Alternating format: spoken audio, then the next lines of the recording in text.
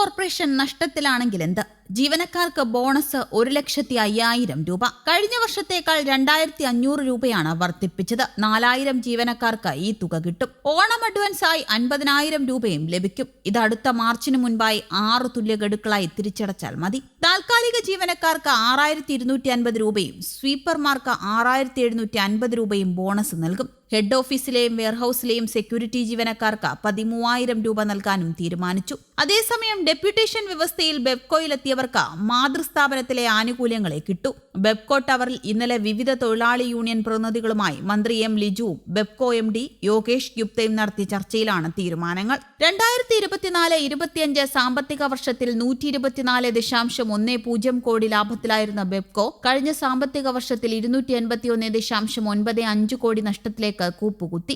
Gallonage ഫീസിലെ വർധനയാണ് കാരണമെന്ന് യോഗേഷ് ഗുപ്ത പറഞ്ഞു. Fees കുറയ്ക്കാൻ സർക്കാരുമായി ചർച്ച നടത്തും. വെയർഹൌസിൽ നിന്ന് ഔട്ട്ലെറ്റിലേക്കും മറ്റും മദ്യം മാറ്റുമ്പോൾ സർക്കാരിന് നൽകുന്ന ഫീസാണിത്. ലിറ്ററിന് 5 പൈസയിൽ നിന്ന് 10 രൂപയായി വർദ്ധിപ്പിച്ചു. ഇതോടെ വർഷം 200 കോടി രൂപയാണ് സർക്കാരിലേക്ക് അടക്കേണ്ടി വരുന്നത്. ലിറ്ററിന് 30 രൂപ വരെ ഗാലനേജ് ഫീസ് ഈടാക്കാൻ അബ്കാരി നിയമത്തിൽ വ്യവസ്ഥയുണ്ട്. അതിനിടെ ഓഗസ്റ്റ് 1 മുതൽ 19 ഉച്ചവരെയുള്ള കണക്കുകൾ പ്രകാരം സപ്ലൈകോയുടെ വിറ്റുവരവ് 207 കോടി രൂപ കടന്നു. സബ്സിഡി ഇനത്തിൽ 72 കോടി രൂപയും നോൺ സബ്സിഡി ഇനത്തിൽ 135 കോടിയുമാണ് ലഭിച്ചത്. 19 ദിവസത്തിനിടെ സപ്ലൈകോയുടെ വിൽപ്പനശാലകളും ഓണം ഫെയറുകളും സന്ദർശിച്ചത് 26 ലക്ഷത്തോളം ഉപഭോക്താക്കളാണ്. വിവിധ ജില്ലകളിൽ പ്രത്യേകമായി സംഘടിപ്പിച്ച ഫെയറുകളിൽ മാത്രം ഏകദേശം 2 കോടി രൂപയുടെ വിറ്റുവരവുണ്ടായി. തിരുവനന്തപുരം, കോഴിക്കോട്, എറണാകുളം ജില്ലകളിൽ നടക്കുന്ന മെഗാ ട്രേഡ് ഫെയറുകളിൽ ഏറ്റവും കൂടുതൽ വിറ്റുവരവ് രേഖപ്പെടുത്തിയത് കോഴിക്കോട് ബീച്ചിൽ നടക്കുന്ന ഫെയറിലാണ്. ഇവിടെ 32 ലക്ഷം രൂപയുടെ വിറ്റുവരവാണ് ഉണ്ടായത്. തിരുവനന്തപുരം പുത്തരിക്കണ്ടം നയനാർ പാർക്കിലെ മെഗാ ട്രേഡ് ഫെയറിൽ 30 ലക്ഷം രൂപയുടെ വിറ്റുവരവും ലഭിച്ചു. സംസ്ഥാന സർക്കാർ ജീവനക്കാർക്കും അധ്യാപകർക്കും പെൻഷൻകാർക്കുമായി ധനവകുപ്പ് 4,500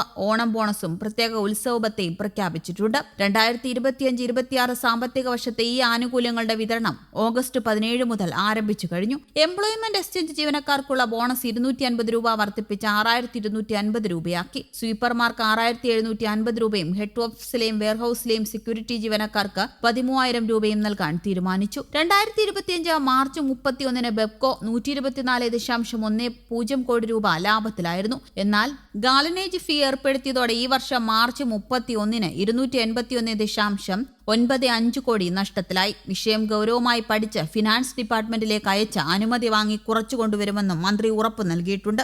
സംസ്ഥാന സർക്കാർ ജീവനക്കാർക്കും അധ്യാപകർക്കും പെൻഷൻകാർക്കുമായി ധനവകുപ്പ് 4,500 ഓണം ബോണസും. അതിനിടെ ഓണച്ചെലവിൽ വീർപ്പുമുട്ടിയ സംസ്ഥാന സർക്കാർ കഴിഞ്ഞ ദിവസം 2,200 കോടി കടമെടുത്തു.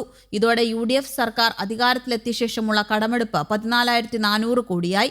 ഓണച്ചെലവ് 10,000 കോടിയാണ് പ്രതീക്ഷിച്ചതെങ്കിലും അതിൽ നിന്നില്ല. കടമെടുപ്പ് പരിധി കൂട്ടണമെന്ന് കേന്ദ്രത്തോട് ആവശ്യപ്പെട്ടെങ്കിലും അനുവദിക്കാനിടയില്ല. ട്രഷറിലേക്ക് വലിയ പലിശയ്ക്ക് നിക്ഷേപം സ്വീകരിക്കുന്ന പദ്ധതിയും ഓണച്ചെലവിനായി ആരംഭിച്ചിട്ടുണ്ട്. അടുത്ത മാസം 30-നകം നിക്ഷേപിക്കാനാണ് പദ്ധതി. ഇത് കടമെടുപ്പുമായി തന്നെയാണ് കേന്ദ്ര സർക്കാർ കാണുന്നത്. അടുത്ത വർഷത്തെ വായ്പാ പരിധിയിൽ തുല്യമായ തുക കുറയ്ക്കുകയാണ് കേന്ദ്രം ചെയ്യുന്നത്. ഒരു മാസത്തെ ക്ഷേമ പെൻഷൻ മുൻകൂർ ചേർത്ത് ഓണക്കാലത്ത് 2 മാസത്തെ തുക ഒരുമിച്ച് വിതരണം ചെയ്യാനുള്ള നീക്കം സാമ്പത്തിക ഞെരുക്കം മൂലം പാളി. ഈ ജനുവരി മുതലുള്ള ക്ഷാമബത്ത കുടിശ്ശിക അടക്കം ഓണത്തിനും ജീവനക്കാർക്കും പെൻഷൻകാർക്കും നൽകാനുള്ള ആലോചനയും പൊളിഞ്ഞു. പൊതുമേഖലാ സ്ഥാപന ജീവനക്കാർക്ക് ബോണസും ഉത്സവബത്തയും ഇന്നു മുതൽ വിതരണം ചെയ്യുമെന്നും പ്രഖ്യാപിച്ചിട്ടുണ്ട്. ഇതുകൂടാതെ ജീവനക്കാർക്ക് 20,000 രൂപ അഡ്വാൻസ് 20 മുതൽ നൽകി തുടങ്ങും. സാമൂഹിക സുരക്ഷാ പെൻഷൻ, ക്ഷേമനിധി ബോർഡുകളുടെ പെൻഷൻ, KSRTCക്കും നഷ്ടത്തിലുള്ള മറ്റ് പൊതുമേഖലാ സ്ഥാപനങ്ങളിലെ ജീവനക്കാർക്കുള്ള ബോണസ്, ഉത്സവബത്ത, അടച്ചുപൂട്ടിയ സ്ഥാപനങ്ങളിലെ ജീവനക്കാരുടെ ആശ്വാസ ധനസഹായം, കശുവണ്ടി, കയർ, കൈത്തറി തൊഴിലാളികൾക്കുള്ള ഓണം അലവൻസ്, ആശാ വർക്കർമാർ, അംഗൻവാടി ജീവനക്കാർക്ക് തുടങ്ങിയവരുടെ ഉത്സവബത്ത,